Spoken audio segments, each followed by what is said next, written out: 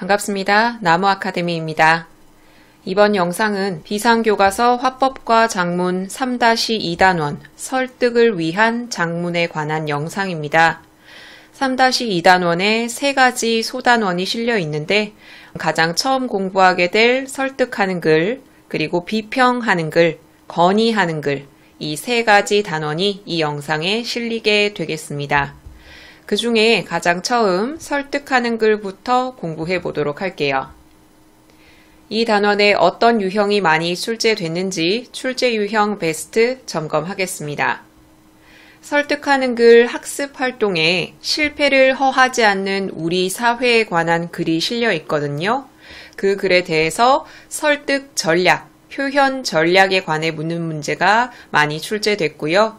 그리고 두 번째로도 이 글에 관해서 설득하는 글의 내용에 관해 묻는 문제, 주로 주장이 무엇인지, 그 주장에 대한 논거가 무엇인지 묻는 문제가 출제됐습니다. 그러면 학습활동 앞부분에 제시된 설득하는 글에 대한 이론적인 내용부터 공부해 봅시다. 우리는 살면서 설득하는 글을 빈번하게 쓰고 있어요. 누리소통망이나 인터넷 게시판에 내 주장을 담은 글을 올렸다. 혹은 친구의 마음을 돌리기 위해 편지나 문자 메시지를 썼다. 이런 것들도 모두 설득하는 글이죠. 독자를 효과적으로 설득해서 태도나 행동의 변화를 이끌어내려면 무엇을 고려해야 한다? 독자를 고려해야 합니다. 그래서 독자를 고려한 내용을 바탕으로 논거를 마련해야 되고요. 설득 전략을 활용해야 되는 거죠. 아래쪽에는 두 가지로 나누어서 설명하고 있습니다. 하나는 그럼 타당한 논거를 마련하기 위해선 어떻게 해야 하느냐. 그리고 아래쪽에는 적절한 설득 전략을 마련하기 위해서는 어떻게 해야 되고 설득 전략에 무엇이 있느냐. 타당한 논거, 설득 전략 이렇게 나눠서 공부해 보도록 합시다. 일단 타당한 논거 수집. 논거라는 건 뒷받침 근거라고 생각하면 쉽죠. 이 논거를 수집할 때는 아까 말씀드렸던 것처럼 독자를 고려해야 합니다. 설득하는 글은 말 그대로 독자의 행동 변화, 정서 변화, 생각 변화를 설득하는 거기 때문에 독자를 분석하고 고려하는 게 당연하겠죠. 독자의 요구, 관심, 수준을 살펴봐야 되고요. 이렇게 독자를 고려해서 논거를 마련하면 독자의 공감을 이끌어내기 쉽고요. 글의 설득력도 높아지겠죠. 자, 예문을 제시하고 있습니다. 같은 주장이라도 독자가 달라지면 논거가 어떻게 달라지는지 설명하기 위한 예문입니다. 미세먼지를 줄이기 위한 노력이 필요하다. 주장은 똑같지만 만약에 독자가 환경운동가다 라고 하면 근거가 그에 맞추어서 미세먼지가 이렇게 환경에 악영향을 미친다 라는 논거를 마련할 수 있고요. 만약에 독자가 학생이다 라고 한다면 미세먼지로 인해서 이러한 질병이 발생할 수 있다. 여기에 초점을 맞춰서 논거를 설정할 수 있겠죠. 이 예문을 제시한 이유는 독자에 따라서 마련해야 할 논거의 초점이 달라진다 라는 걸 말하기 위해서예요. 아래쪽에 논거를 수집한 후에는 그 논거가 적절한지 평가를 해야겠죠. 그 평가를 기준으로 선정을 해야 되고요. 그 선정 기준은 바로 타당성, 신뢰성, 공정성입니다. 나눠서 설명하겠죠. 여기 타당성, 그 다음 신뢰성, 그 다음 공정성 살펴봅시다. 내가 수집한 논거가 타당한지는 뭘 기준으로 판단을 하느냐. 논거가 올바르고 논리적으로 주장을 뒷받침하고 있는, 그럼 이걸 판단하기 위해서는 인과관계가 적절한지, 선후관계가 적절한지 따져봐야 되고요. 또 내가 수집한 논거가 객관적인지, 정확한지 이걸 판단해 보아야 됩니다. 그리고 신뢰성은 어떻게 판단하느냐. 신뢰성이란 건 정확하고 믿을만한지에 대한 성질의 것인데 논거가 공신력이 있는지, 출처가 정확한지 이걸 판단으로 신뢰성을 평가하게 됩니다. 공정성이란 건 한쪽으로 치우치지 않아야 된다는 건데 다양한 측면에서 바라보면서 충분히 제시하고 있는가. 만약에 공정성을 지키지 못했다면 논거는 편파적일 수 있고 사실을 왜곡할 수도 있겠죠. 자, 여기까지 논거 수집에 대해서 살펴봤습니다. 논거를 수집할 때는 독자를 고려해야 한다는 것, 독자에 따라 수집할 수 있는 논거가 달라질 수 있다는 것, 논거를 수집한 후에는 선정을 해야 되는데 선정을 할 때는 타당성, 신뢰성, 공정성을 기준으로 선정을 한다는 것. 그 다음은 설득 전략에 관해서 공부해 봅시다. 자, 적절한 설득 전략을 활용하는 것. 자, 논거를 선정했으면 주제, 목적, 독자 이것들을 고려해서 설득 전략을 활용해야 되는데 설득 전략에도 세 가지를 제시하고 있죠. 하나는 이성적 설득 전략,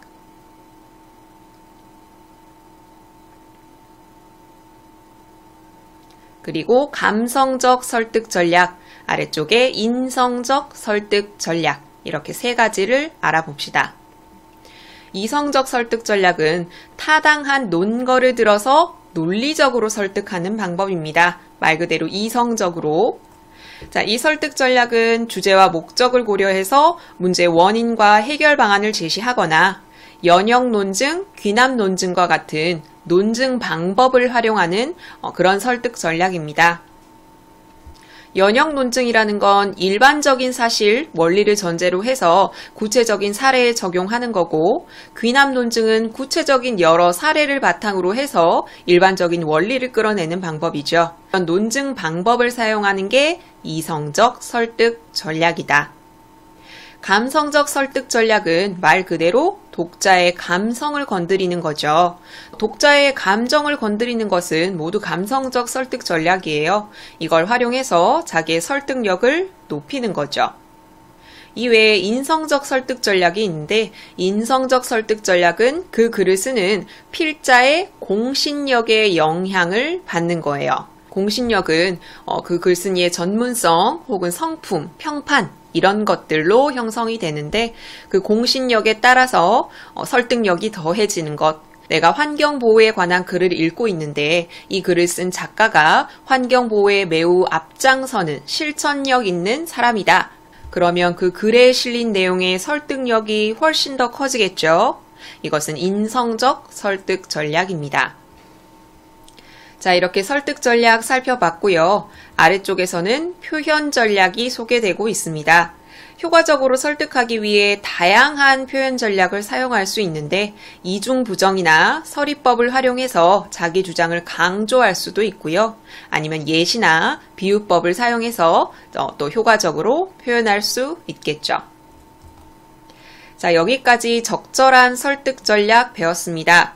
다시 출제 유형 베스트 기억나시죠? 방금 배웠던 설득 전략과 표현 전략에 관한 문제가 많이 출제됐고요. 그리고 기본적인 내용에 관한 문제가 두 번째로 많이 출제됐어요.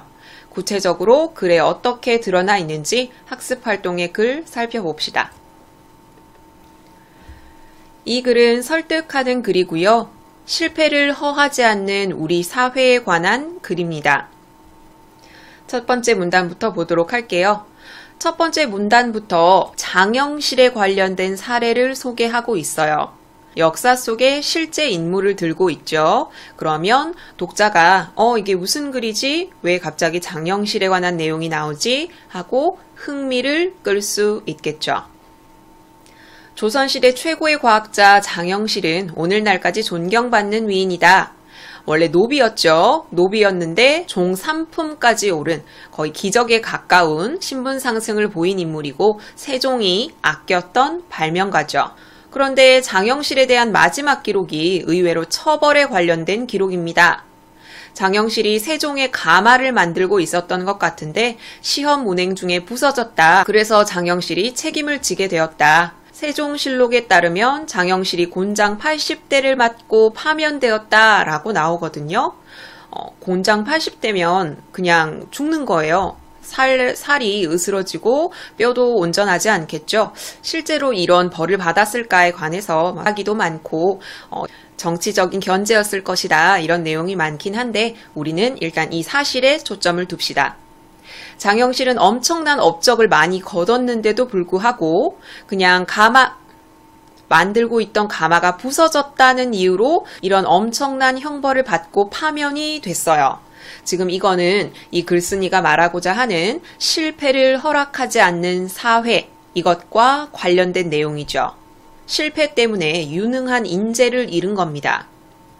장영실이 파면된 해에서 600년이 지났는데도 지금도 우리 사회는 실패를 허하지 않는 분위기가 지배적이다라는 거죠. 자, 지금부터 이 글쓴이는 무언가를 주장하려고 하는데 그 주장에 대한 논거가 하나하나 나올 거예요. 일단 그 논거 첫 번째로 실패를 허하지 않는 문화 때문에 어떤 문제가 있느냐를 논거로 들고 있어요. 첫 번째, 실패를 용납하지 않는 문화는 국가의 발전과 성장의 걸림돌이 됩니다. 이게 논거 첫 번째예요. 혁신은 수많은 시행착오가 바탕이 되어야 일어날 수 있는데 이렇게 실패를 용납하지 않으면 시행착오 자체가 일어날 수 없기 때문이죠. 자, 국가 연구 개발 성공률이 96%예요. 대단하다라고 생각할 수 있겠지만 글쓴이는 좋지 않은 신호라고 해석하고 있죠. 정작 사업화 성공률은 20%에 그치고 있어요. 미국이나 영국이 70%에 근접한다는 걸 봤을 때 엄청나게 낮은 수준이죠. 그러니까 우리나라는 연구 가치, 사업화 가능성 이런 고민을 하는 게 아니라 성공 가능성이 높은 것, 안전한 것, 자, 이것에 대해서만 시도를 하려고 하는 거예요. 그러니까 도전하라고는 얘기하면서 실패했을 때 책임을 묻는다. 그러면 혁신을 위한 도전에 나서는 사람은 아무도 없을 것이다. 자, 이 노란색 표시한 두 개가 실패를 허하지 않는 사회의 문제점이고 이것이 바로 실패를 허하는 사회를 만들어야 한다라는 이 주장에 대한 논거 첫 번째입니다. 자, 다음 문단 보도록 할게요. 이제는 우리도 바뀌어야 한다. 따라가는 사람이 되는 것이 아니라 선도자가 되어야 한다. 지금까지 경험하지 못했던 새로운 분야에 뛰어들어야 한다. 라고 말하고 있어요. 위험을 무릅쓴 도전을 존중하고 실패를 딛고 일어설 수 있는 체계를 마련해야 한다. 지금 같은 말을 계속 반복해서 제시하고 있죠. 미국 실리콘밸리의 사업 성공률은 10%에 불과하다. 그럼에도 세계를 선도하는 최고 혁신 기업 대부분이 여기서 나오는 것은 실패를 허하는 문화에서 비롯되었다. 이게 바로 글쓴이가 자기의 주장에 대한 논거 두 번째로 들고 있는 겁니다. 실패를 허하는 문화의 효과예요. 실패를 허하는 문화를 가지고 있으면 혁신적인 무언가가 나올 수 있다라는 거죠. 이렇게 논거 두 가지 반드시 정리하셔야 됩니다. 글쓴이는 뭘 요구하고 있죠? 실패를 허하는 문화를 조성해야 된다. 그 논거 첫 번째, 그런 문화를 허하지 않았을 때 문제점이 이러이러하다. 그리고 두 번째, 그런 문화를 만들었을 때 효과가 이렇다. 그러니까 실패를 허하는 문화를 조성하자라는 겁니다. 아래쪽에 볼게요.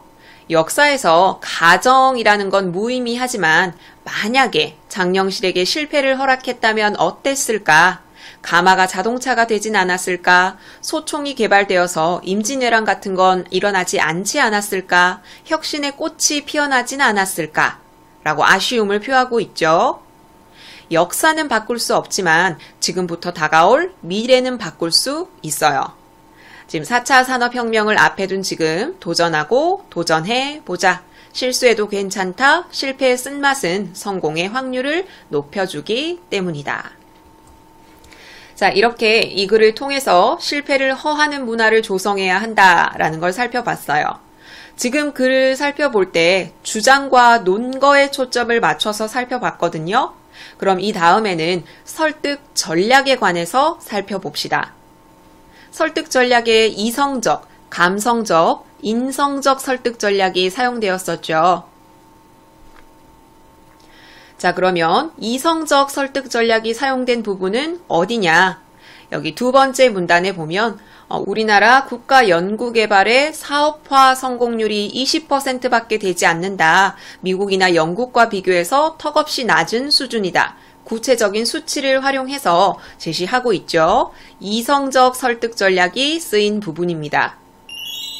그리고 이런 결과의 원인으로 연구 가치나 사업화 가능성에 대해서 고민하는 게 아니라 이런 것만 추구하기 때문이다 라고 원인을 이성적으로 분석해서 제시하고 있죠. 또 세 번째 문단에서 이런 해결 방법으로 실패를 허하는 문화를 조성해야 한다 라고 해결 방안을 제시한 것, 이것 자체도 이성적 설득 전략이라고 볼 수 있습니다. 자, 그럼 감성적 설득 전략이 드러난 부분 어디 있을까? 가장 앞부분에서 열심히 발명의 공적을 세웠음에도 불구하고 이 한 번의 실수로 인해서 곤장 80대를 맞고 파면되었다. 장영실에 대한 안쓰러운 감정을 자극하고 있죠. 감성적 설득 전략이 사용되었습니다. 그리고 가장 마지막 부분에 또 드러나요. 만약이라는 가정은 무의미하지만 만약에 장영실이 살아있었다면, 실패를 허락했다면 어떻게 되었을까라는 걸 가정해 봄으로써 뭐가 달라졌을까? 앞으로 어떻게 해야 할까? 이것에 관해서 독자의 감정을 자극하고 있죠. 이렇게 설득 전략에 관해서 살펴봤어요. 인성적 설득 전략은 드러날 수가 없겠죠. 왜냐하면 인성적 설득 전략은 이 글을 쓴 글쓴이에 관한 정보를 알아야 하는데 이 글의 글쓴이에 관한 정보가 제시되어 있지 않기 때문이죠. 만약에 보기에 이 글을 쓴 사람이 어떠한 사람인데 혁신적인 도전을 이어왔던 사람이다 라는 정보가 제시된다면 이 정보로 인해서 이 글의 설득력이 높아지기 때문에 인성적 설득 전략으로 작용할 수도 있겠죠. 자, 설득 전략 살펴봤으면 다음으로 표현 전략을 살펴봐야겠죠. 표현 전략에 뭐가 있었죠? 이중부정, 서리법, 예시나 비유 이런 것들이 있었는데 여기서는 이중부정이 쓰였어요. 여기 있죠. 지금까지 경험하지 못한 새로운 분야에 남보다 먼저 뛰어들지 않으면 안 된다. 이런 이중부정을 사용하면 말하고자 하는 바를 좀 더 강조할 수 있죠. 그리고 아래쪽에 보면은 비유적인 표현 방법도 쓰였거든요. 만약에 실패를 허락했다면 땅 위에 혁신의 꽃이 무수히 피어나지는 않았을지. 혁신을 꽃에 비유해서 말하고자 하는 바를 효과적으로 표현하고 있죠.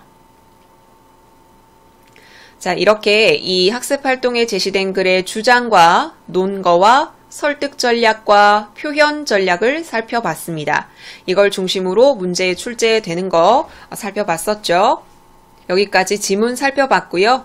아래쪽에 빈 칸으로 뚫어서 이 부분을 여러분이 스스로 점검할 수 있게 해뒀고요. 아래쪽에는 핵심 사항 제시하고 있고 역시나 빈 칸으로 제시해서 스스로 내가 이 부분을 익혔는지 확인할 수 있게 실어놨어요. 그럼 설득하는 글 문제 하나 풀어볼게요. 설득하는 글 내신형 기출 문제입니다. 자, 이 글의 설득 전략, 표현 전략, 서술상 특징 이런 것들을 묻는 문제가 많이 출제됐는데 그 중에 우리 1번 풀어보도록 할게요. 여기에 실린 글은 방금 살펴봤던 학습활동에 실린 글입니다. 윗글에 대한 설명으로 적절하지 않은 걸 찾으셔야 됩니다. 정지 버튼 누르시고 답 찾아보세요. 같이 봅시다. 1번. 필자는 타당하고 공정하며 믿을만한 논거를 제시하고 있다. 일단 이 글에서 제시한 논거가 뭐였죠? 실패를 허하지 않는 문화는 국가의 발전과 성장에 걸림돌이 되고 혁신을 위한 도전을 막는다. 부작용이었고요. 두 번째는 실패를 허하는 문화를 마련하면 혁신적인 무언가가 나올 수 있다라는 거죠. 이 두 가지 논거가 주장을 효과적으로 뒷받침하고 있고요. 내용도 정확하고 믿을만 합니다. 그래서 필자는 타당하고 공정하고 믿을만한 논거를 제시했다고 볼 수 있죠. 2번, 맥락을 고려한 설득 전략을 사용하여 글의 설득력을 높인다.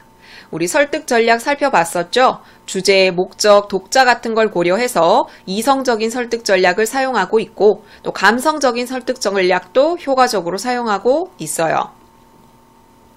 3번, 다른 사람들의 생각, 태도, 행동 등을 변화시키려는 의도를 가지고 쓴 글이다. 이 글은 설득하는 글이죠. 설득하는 글은 독자를 설득해서 태도나 행동의 변화를 보이게끔 만들려는 글입니다. 4번, 어떤 현안을 분석해서 쟁점을 파악한 뒤에 쟁점에 대한 자신의 주장을 드러낸다. 설득하는 글이 아니라 비평하는 글에 대한 설명입니다. 비평하는 글은 이 다음 단원에서 공부하게 될 주제거든요. 그래서 1번의 정답은 4번이에요. 5번, 글의 설득력을 높이기 위해 비유법과 같은 표현을 사용하기도 한다. 비유법 마지막 문단에 쓰였죠. 혁신을 꽃에 비유해서 효과적으로 표현하고 있습니다. 그래서 1번의 정답은 4번이에요. 이렇게 한 문제 풀어봤고요. 기호를 매기고 각 부분의 표현 전략에 대해서 묻기도 하고요. 이런 내용은 단골로 나오는 문제죠. 윗글을 쓰기 위해 세운 계획인데 여기에 반영된 것은, 그리고 아래쪽에 여러 유형의 문제 싣고 있고요. 기타 유형도 역시 실려 있고 서술형 문항도 제시하고 있습니다. 그러면 3-2단원의 첫 번째 설득하는 글 해설 영상은 여기서 마무리하도록 할게요. 다음 공부하실 단원은 설득을 위한 장문 두 번째, 비평하는 글입니다. 비평한다라는 건 사물의 옳고 그름이나 아름다움이나 추함 이런 것들을 분석해서 가치를 논하는 말하기를 의미하거든요. 이 비평하는 글에 대해서 공부해 보도록 합시다. 어떤 유형이 많이 출제됐는지 출제 유형 베스트 살펴볼게요. 이 단원의 학습 활동에 동물원에 대해서 동물원을 없애야 한다라고 이야기하는 글이 있거든요. 이 글에 관해서 쟁점에 대한 글쓴이의 관점을 묻는 문제, 주장이 무엇인지 그것을 뒷받침하는 근거는 무엇인지 묻는 문제가 출제됐습니다. 그리고 역시 같은 글에 대해서 주장을 어떻게 명료하게 드러내고 있는가에 관해서 묻기도 하고요. 그리고 동물원에 관한 글에서 추가할 수 있는 근거가 무엇인지, 아니면 반대로 글쓴이의 관점을 비판하려고 할 때 들 수 있는 근거는 무엇인지 이런 거에 관해서 묻는 문제가 출제됐습니다. 일단 비평하는 글에 대한 이론적인 내용 먼저 살펴봅시다. 비평이라고 하면 어렵게 생각할 수 있는데 우리는 사회적인 문제뿐만이 아니라 영화 한 편 보고서도 영화가 이랬다 저랬다 말을 나누죠. 그것도 비평입니다. 자,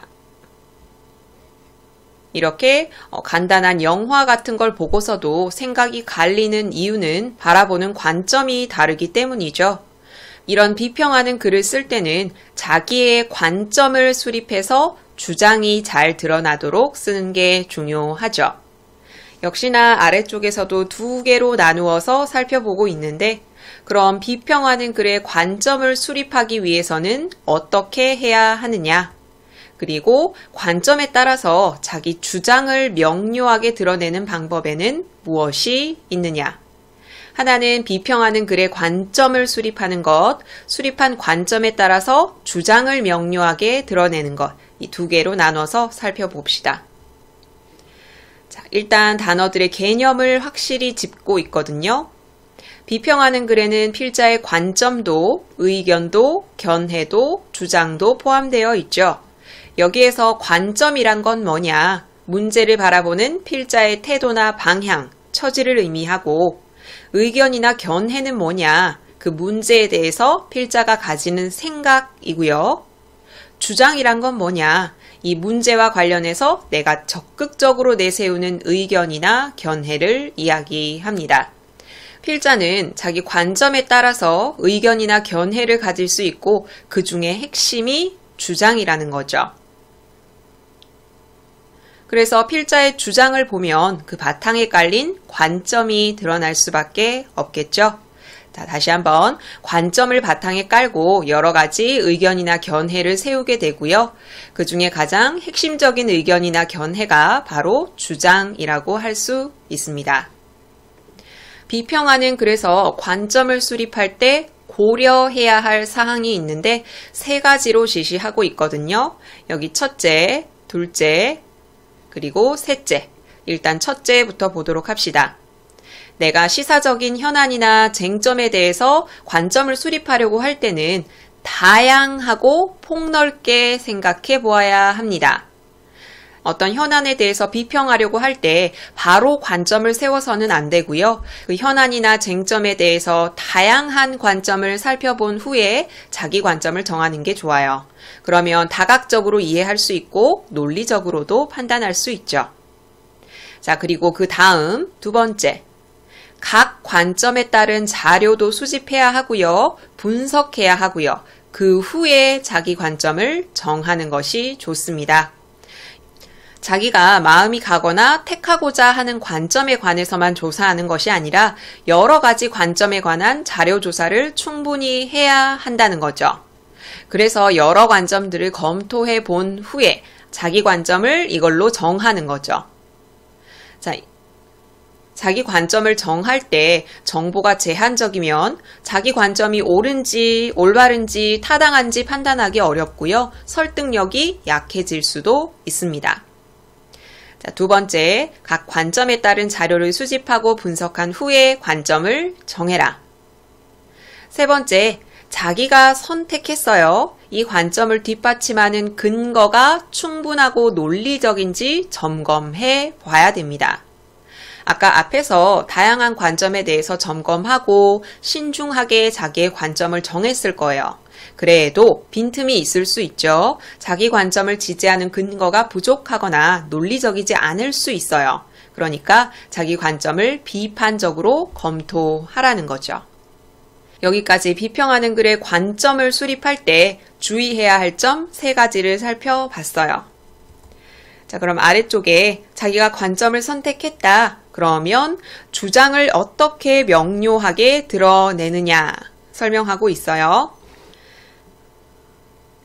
일단 유의해야 할 점이 있어요. 자기가 세운 관점은 일관성 있게 그 글의 끝까지 유지해야 합니다.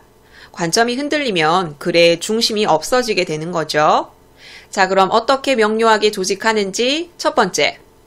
자기 주장을 뒷받침하는 근거를 수집해서 체계적으로 조직해야 되고요. 또 내 주장에 대한 근거뿐만 아니라 자기가 선택하지 않은 관점의 단점이나 문제점을 언급하면 설득력이 높아질 수 있겠죠.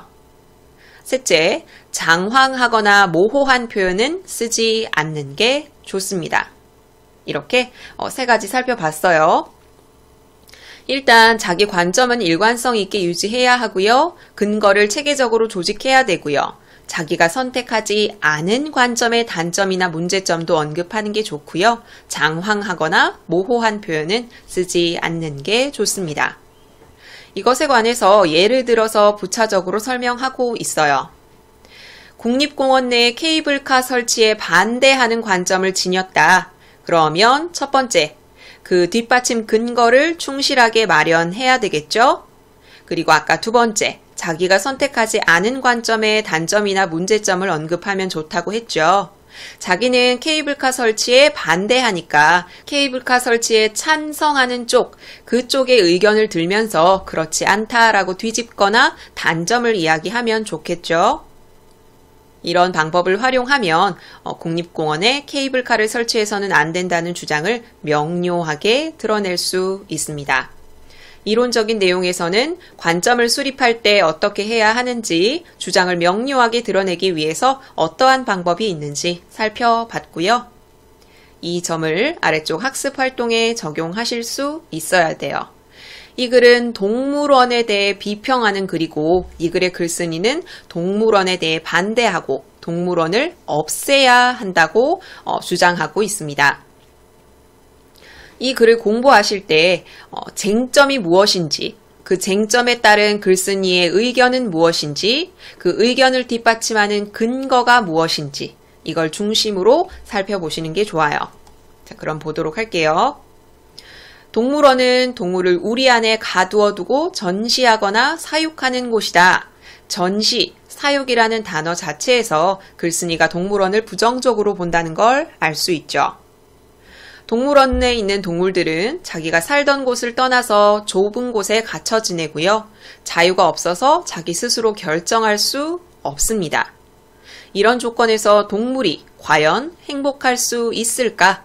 행복하지 않다라는 말을 의문형으로 표현하는 서리법을 사용해서 동물들은 동물원에서 행복하지 않다라는 점을 강조하고 있습니다.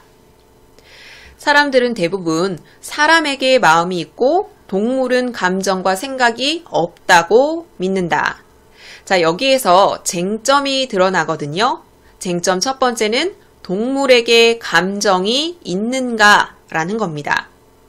이 글의 글쓴이는 당연히 동물도 사람과 같이 감정이 있다고 얘기를 할 거거든요. 그 아래쪽에 그 내용이 드러나니까 이런 생각을 가지고 있는데 뭘 근거로 그걸 설명하는지 여러분은 근거를 찾아가면서 한번 봅시다.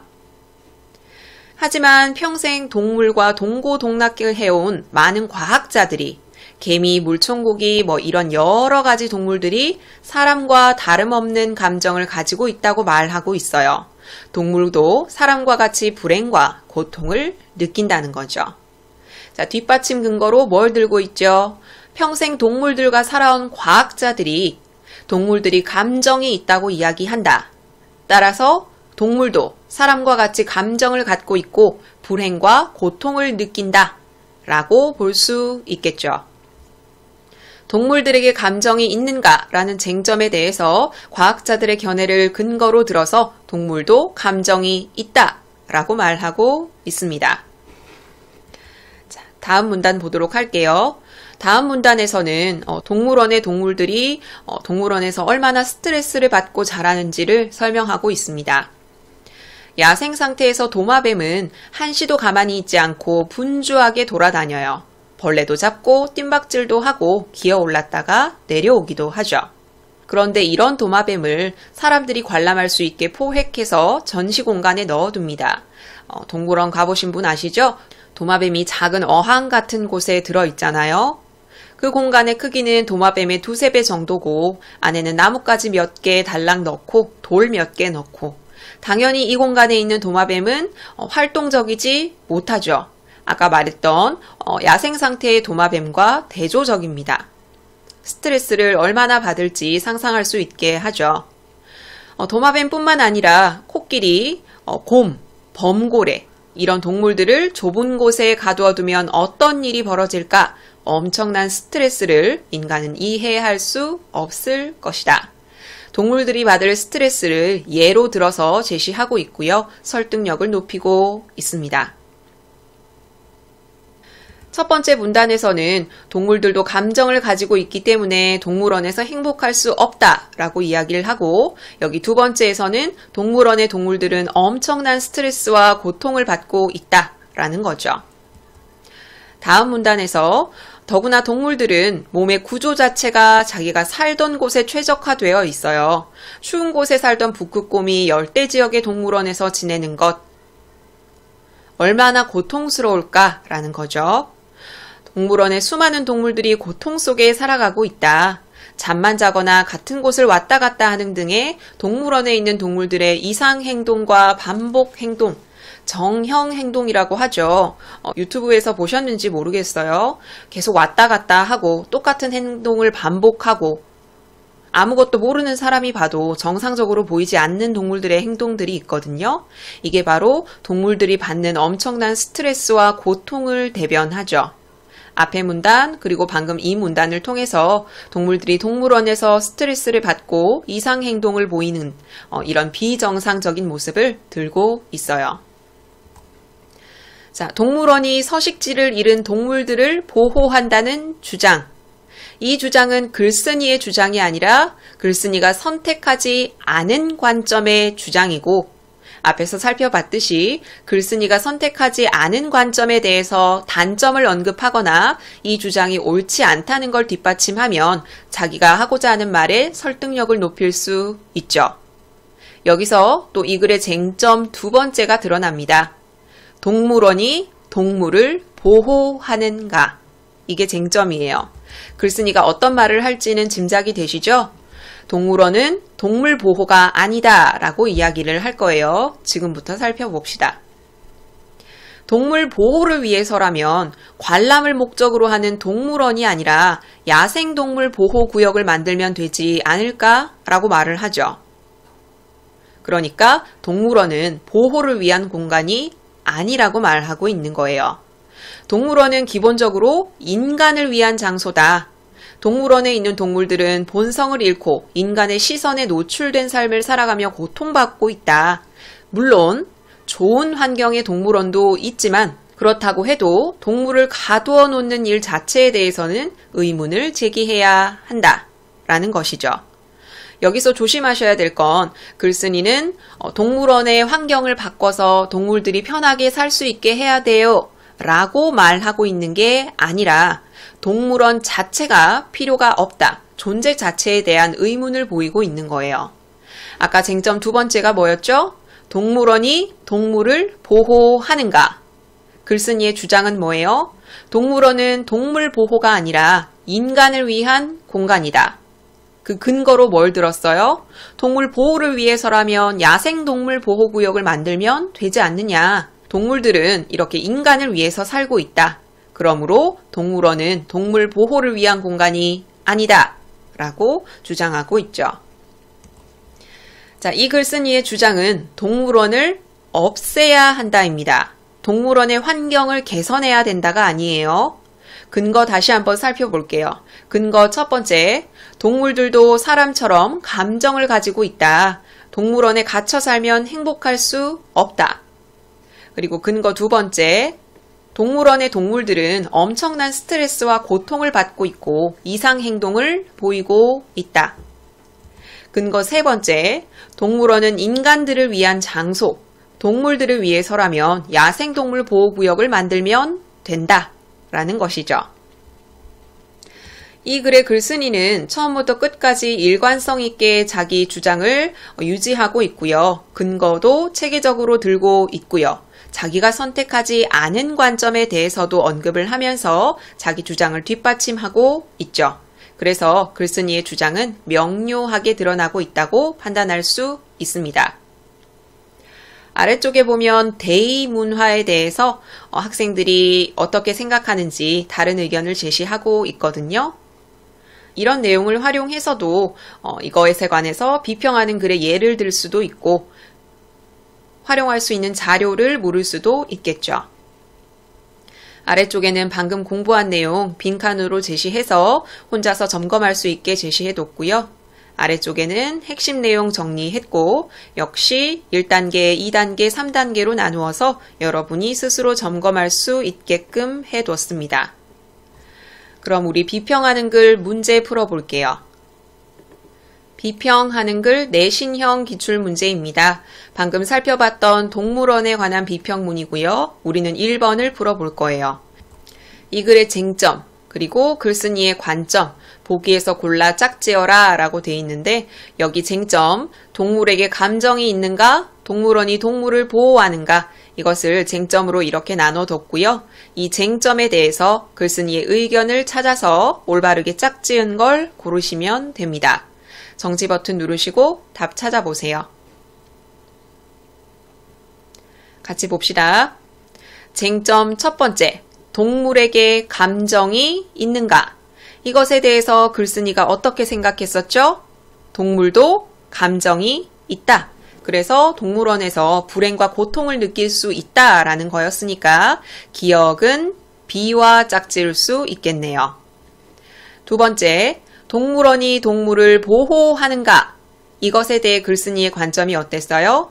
동물원은 동물을 보호하는 구역이 아니라 인간을 위한 구역이다. 동물들을 보호하고 싶으면 야생동물 보호구역을 만들면 된다 라고 말하고 있죠. 그러면 동물원이 동물을 보호하는가에 관련해서는 D와 연결 지을 수 있겠네요. 아니다. 동물원은 인간의 관람을 위한 장소다. 기억은 B, 니은은 D. 그래서 이 문제의 정답은 4번입니다. 자, 이렇게 쟁점과 관점을 연결 짓는 문제도 출제가 됐고요. 자, 대조의 방법이 드러난 부분을 찾는 문제, 혹은 보기의 내용이 들어가야 할 곳, 내용 파악에 관한 문제는 기본적으로 출제가 됩니다.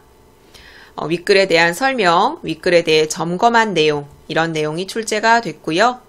그리고 동물원에 대해 비평하는 글 여기에 추가할 수 있는 자료, 혹은 나는 이 글쓴이와 의견이 같지 않아, 이 글을 비판적으로 볼 때 추가할 자료, 이런 것을 묻는 문제도 있었고요.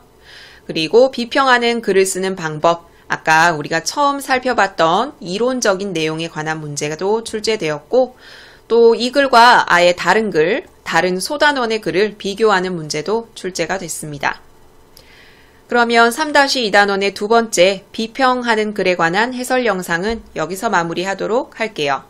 다음 공부하실 단원은 설득을 위한 장문 세 번째, 건의하는 글입니다.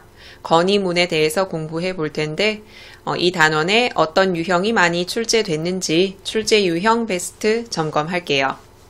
이 단원의 학습 활동에 보면 동아리 활동을 하는 날 사복을 입게 해달라라는 주제로 건의문이 실려 있거든요. 그 건의문에 관한 문제가 거의 출제됐습니다. 건의문에 나타난 해결 방안을 어떻게 제시했느냐, 표현 방법은 어떠하냐, 이것을 묻는 문제가 많이 출제됐고요. 앞에 영상부터 보신 분들은 알고 계시겠지만 이 건의문을 쓰기 위한 글쓴이의 계획이다, 이 글에 드러난 것은, 이런 유형으로도 역시 출제가 됐습니다. 그리고 기본적으로 건의문의 내용과 관련한 문제가 출제됐습니다.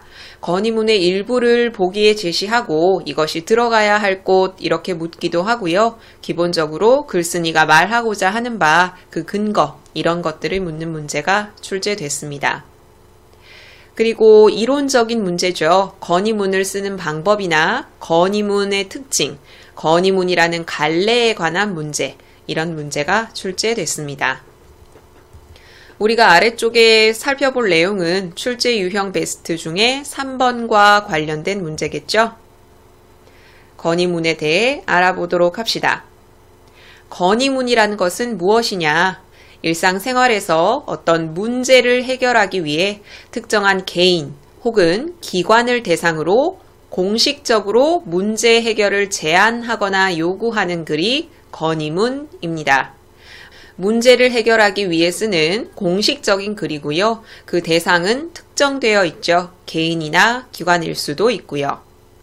이런 건의하는 글을 쓸 때는 현안을 분석하고 쟁점을 파악하고 해결 방안을 제시하는 게 중요합니다. 아래쪽에서는 역시 두 가지로 나누어서 건의문에 대해 살펴보고 있는데, 일단 현안을 분석해서 쟁점을 파악하는 것, 이것에 관해서 설명하고 있고, 아래쪽에서는 해결 방안을 제시할 때 어떻게 제시하고 어떻게 표현해야 효과적일까에 관해서 설명하고 있습니다. 일단 첫 번째로 현안을 분석해서 쟁점을 파악하는 것, 그것에 관해서 공부해 보도록 합시다.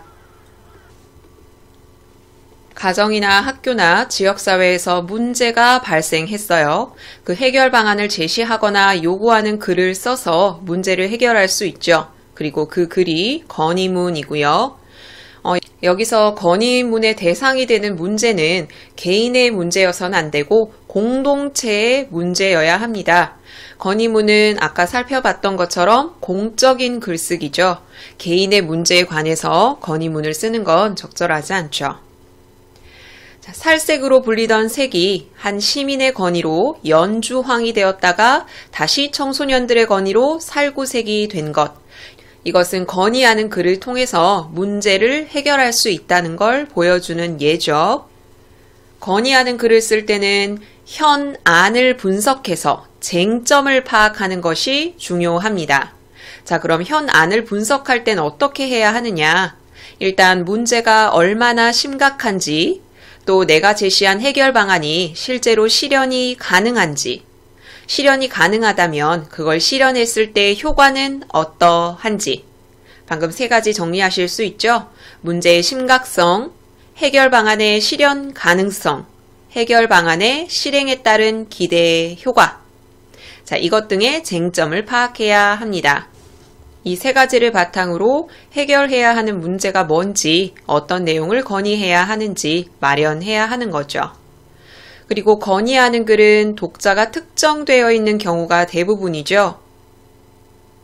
그래서 내가 제시하고자 하는 현안과 직접적으로 관련이 있는 독자를 파악하는 것이 중요합니다.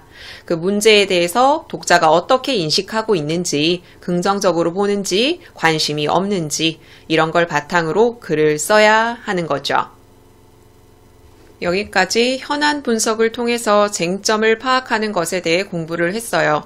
현안을 분석하고 문제 해결의 심각성, 실현 가능성, 실행에 따른 기대의 효과, 이것들을 기준으로 쟁점을 파악해야 한다. 그리고 독자도 고려해야 한다라는 거죠. 그럼 두 번째로 해결 방안을 어떻게 효과적으로 제시하고 표현할 것인가에 관해서 살펴봅시다. 건의하는 글은 일반적으로 이렇게 세 단계의 구조를 띱니다. 처음 부분에서는 인사하고 자기를 밝히고 왜 건의문을 쓰게 됐는지 이야기를 하고요. 중간 부분에서는 문제가 무엇인지, 내가 제시하는 해결 방안이 무엇인지 이야기를 하겠죠. 끝 부분에서는 내용을 요약하고 정리하고 마무리 인사를 하게 됩니다. 건의하는 글의 목적을 효과적으로 달성하기 위한 방법, 그것을 네 가지로 제시하고 있습니다. 첫째, 둘째, 셋째, 그리고 마지막 제시되어 있어요. 첫째 부분부터 보도록 할게요.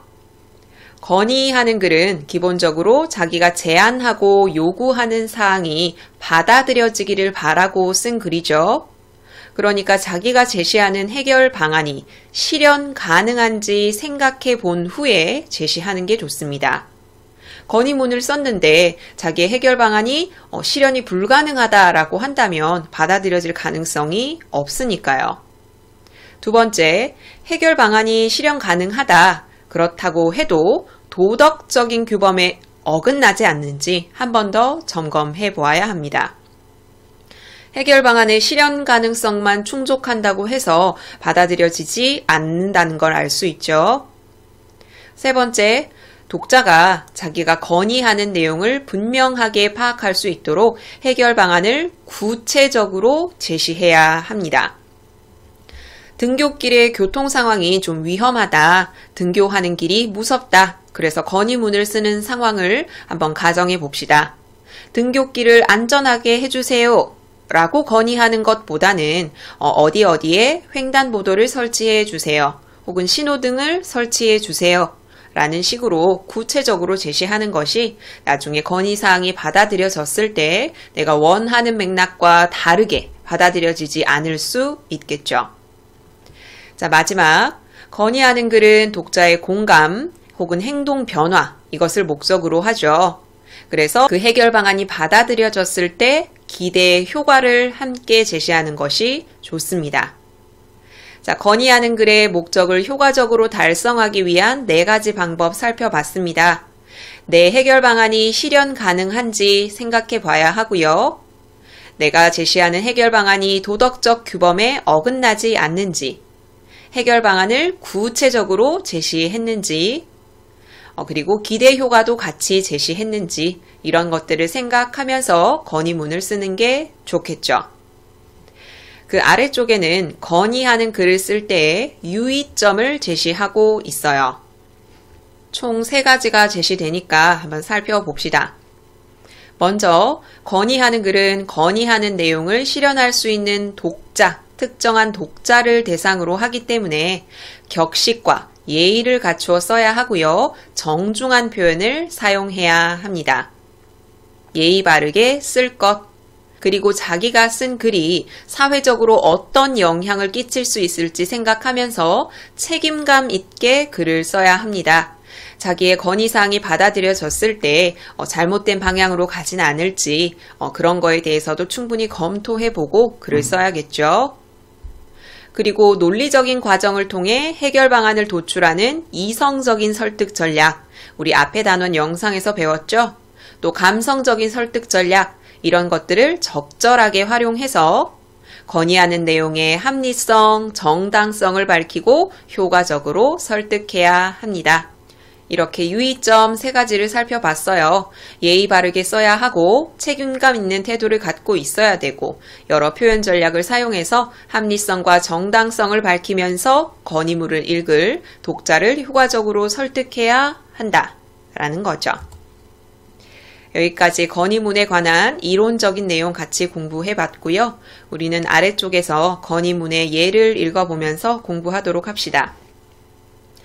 교장 선생님에게 드리는 건의문이고요. 이 글은 한 달에 한 번 동아리 활동을 하는 날은 교복이 아니라 사복을 입게 해주세요 라는 주제를 가지고 교장 선생님을 설득하고자 하고 있죠.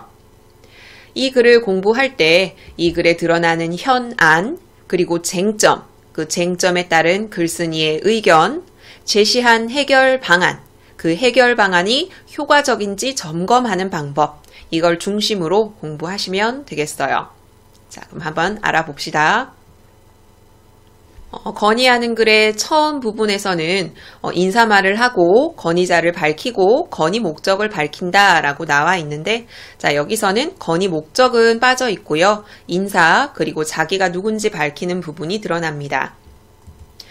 교장 선생님, 이 건의문의 독자, 저희는 2학년 3반 학생들, 이 사람들이 필자고요. 동아리 활동이 있을 때마다 직접 돌아보시며 격려해 주시고 어려움을 해결해 주시는 등 학생들을 위해 애쓰시는 교장 선생님께 감사드립니다. 아까 살펴봤던 예의 바른 태도를 갖추고 이 글을 읽을 교장 선생님에 대해서 감사하는 마음을 표하고 있죠. 두 번째 문단부터 자기가 말하고자 하는 바가 드러납니다.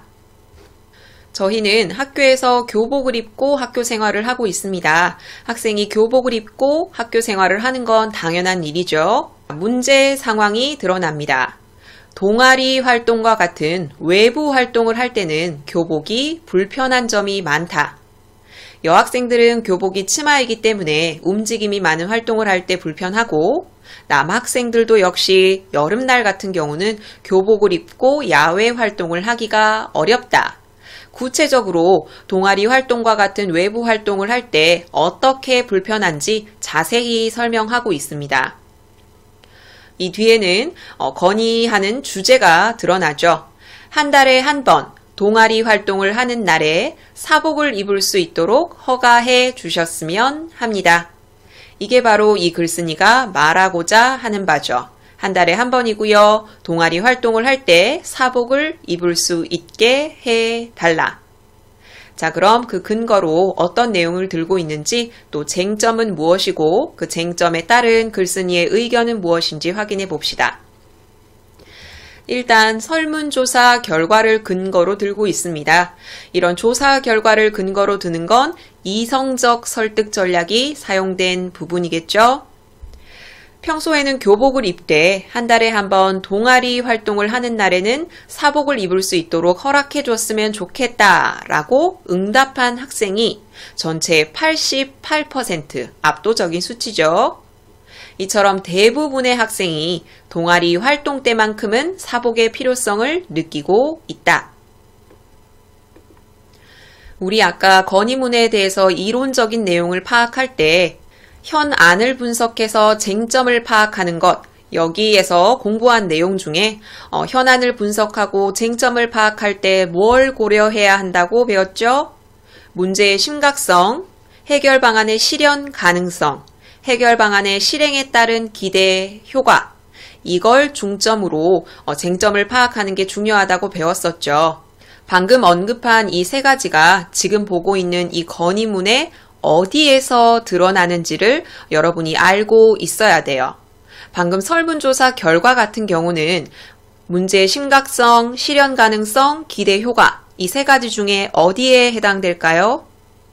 바로 문제의 심각성에 해당이 되겠죠.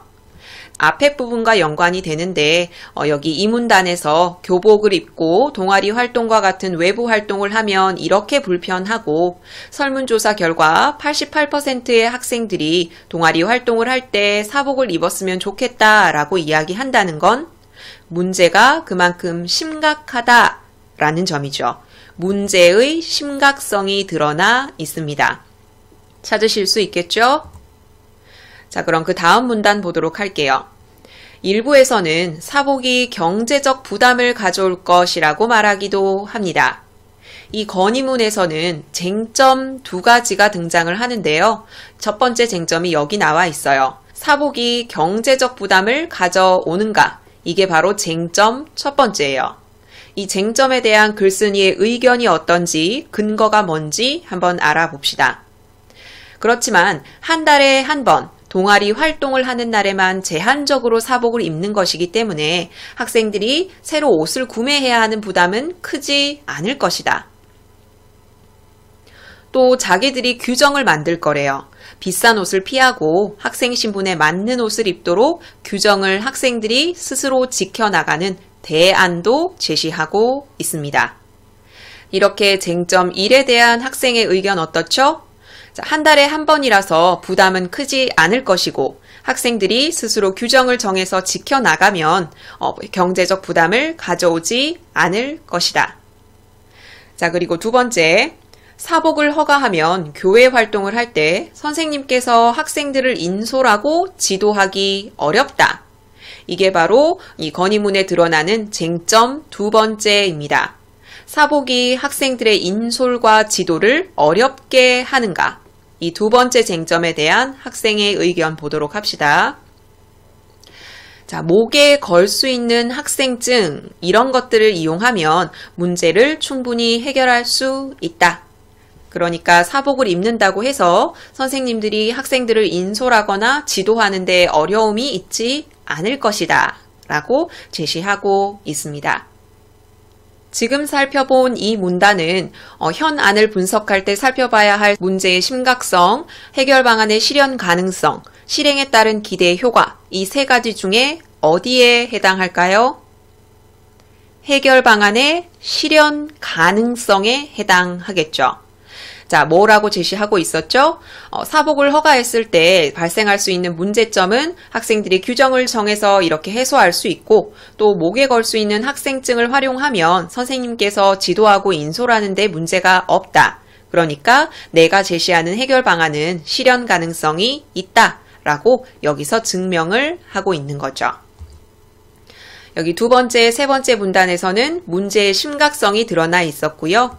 방금 읽은 여기에서는 해결 방안의 실현 가능성이 드러나 있습니다.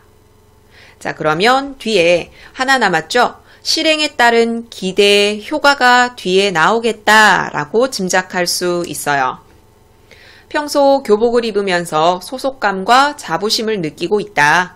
또 학업에 매진하고 있다. 그러나 동아리 활동에 참여할 때는 다양한 신체 활동을 하기도 하고 장시간 이동하기도 해서 학생들이 불편함을 느낄 수 있다. 만약, 이 만약이라는 말 보고 느끼셨죠? 이 뒷부분에는 해결 방안을 실행하게 되면 이러한 효과가 있을 것이다. 기대 효과가 드러납니다. 쾌적하고 편리한 복장으로 동아리 활동에 참여할 수 있도록 차복을 입는 걸 허가해 주신다면 저희는 불편함 없이 동아리 활동에 집중할 수 있을 것입니다. 라고 이야기를 하고 있어요. 이게 기대의 효과죠.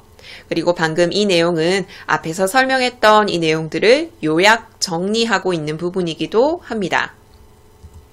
부디 교장 선생님께서 학생들의 불편함을 헤아려 주시고 간곡한 건의를 들어주시기를 부탁드립니다. 저희 글을 끝까지 읽어주셔서 감사합니다. 안녕히 계십시오. 예의 바른 표현을 지속적으로 사용하고 있고요. 마무리 인사까지 하고 있습니다. 건의문에서 제시한 해결 방안이 무엇입니까? 한 달에 한 번 동아리 활동을 하는 날에 사복을 입을 수 있도록 허가한다. 이것이 해결 방안이죠. 자, 그럼 해결 방안을 점검할 수도 있어야 돼요. 첫째, 해결 방안이 실현 가능한가요? 실현 가능성은 어디 드러났었죠? 여기 경제적 부담을 가져온다, 또 선생님들의 지도를 어렵게 한다에 대해서 그것이 아니다라고 이야기하면서 해결 방안을 제시하고 있죠. 해결 방안의 실현 가능성 점검했고요. 두 번째, 해결 방안이 도덕적 규범에 어긋나지 않는가? 동아리 활동을 할 때 사복을 입는다고 해서 도덕적 규범에 어긋난 건 아니죠. 세 번째, 해결 방안을 구체적으로 제시하였는가? 동아리 활동을 하는 날, 그때 교복이 아닌 사복, 구체적으로 제시하고 있죠. 네 번째, 해결 방안과 함께 기대 효과를 제시하였는가? 기대 효과는 여기 끝부분에 드러나 있었죠. 그래서 이 건의문은 실현 가능성을 갖추고 있고 도덕적 규범에 어긋나지도 않고 해결 방안을 구체적으로 제시하고 있고 기대 효과도 함께 제시하고 있어서 올바른 건의문이라고 볼 수 있습니다. 자, 이렇게 건의하는 글에 관해서 살펴봤고요. 아래쪽에는 방금 살펴보신 이런 내용들을 빈칸으로 제시해서 여러분이 꼼꼼하게 공부하고 확인할 수 있게 해뒀고요. 아래쪽에는 이 글의 핵심 내용을 제시해뒀고 아래쪽에는 1, 2, 3단계로 나누어서 이 내용을 여러분이 점검할 수 있게끔 해뒀어요. 지문에는 없는 내용이 좀 있기 때문에 이런 핵심 내용도 하나하나 꼼꼼히 파악을 하셔야 합니다. 그러면 우리 건의하는 글에 관한 문제 풀어볼게요. 건의하는 글 내신형 기출 문제입니다. 아까 빈출 유형 살펴봤던 것처럼 이렇게 빈출 유형으로 나누어서 문제가 제시되어 있거든요. 자, 가장 많이 출제된 유형, 여기 해결 방안의 제시, 표현 방법, 서술상의 특징 묻는 문제인데 우리는 1번 같이 풀어볼게요. 기역에서 미음에 대한 설명으로 적절하지 않은 것은 기역 미음은 여기 옆에 다 제시가 되어 있죠. 이렇게 각 부분에 기호를 매기고 묻는 문제가 이 단원에서 좀 자주 출제가 됐어요. 여러분은 적절하지 않은 걸 찾으셔야 합니다. 정지 버튼 누르시고 답 찾아보세요. 같이 봅시다. 1번. 기역은 교장 선생님입니다.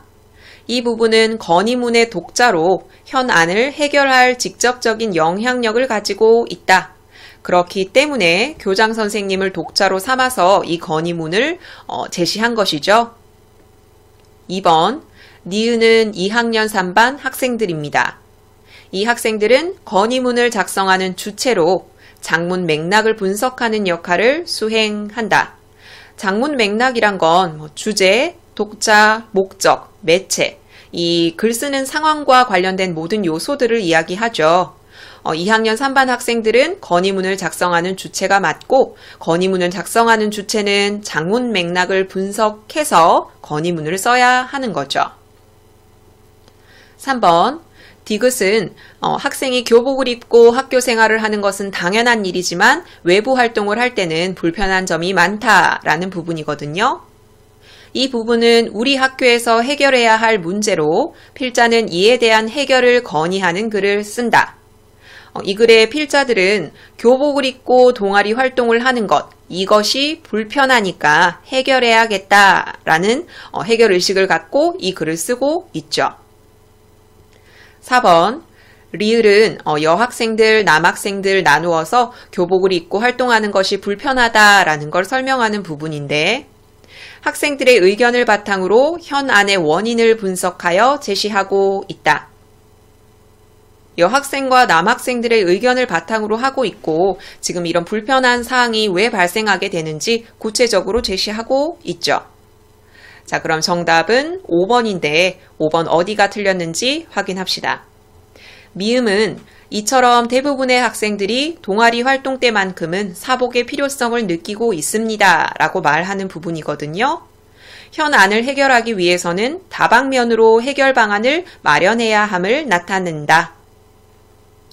이 글의 글쓴이는 이런 문제를 해결하기 위해서 동아리 활동 때 사복을 입게 해주세요 라는 해결 방안을 제시하는 거지 이런 문제를 해결하기 위해서 다방면으로 해결 방안을 마련해야 한다 라고 말하고자 한 것이 아니죠. 그래서 1번의 답은 5번입니다. 자, 이렇게 한 문제 풀어봤고요. 윗글을 쓰기 위해서 글쓴이가 마련한 계획인데 실현된 것, 단골 문제죠. 이런 것도 출제가 돼 있고 자, 이렇게 보기 2를 참고해서 이런 반응에 대해서 적절한지 파악하는 좀 난이도 높은 문제도 싣고 있고요. 그리고 아래쪽에 문단별로 나누어서 묻기도 하고 이렇게 빈칸을 제시하고 들어가야 할 내용 이런 것들을 묻기도 합니다. 뒤에 서술형 문제까지 같이 제시되어 있어요. 자, 그러면 설득을 위한 장문의 마지막 건의하는 글 해설 영상도 마무리하겠고요. 3-2단원 설득을 위한 장문 전체 해설 영상도 여기서 마무리하도록 할게요. 이 모든 자료는 나무 아카데미 홈페이지에서 이용하실 수 있습니다. 구독 버튼 누르시면 나무 아카데미에서 제공하는 양질의 자료들 제공받으실 수 있습니다.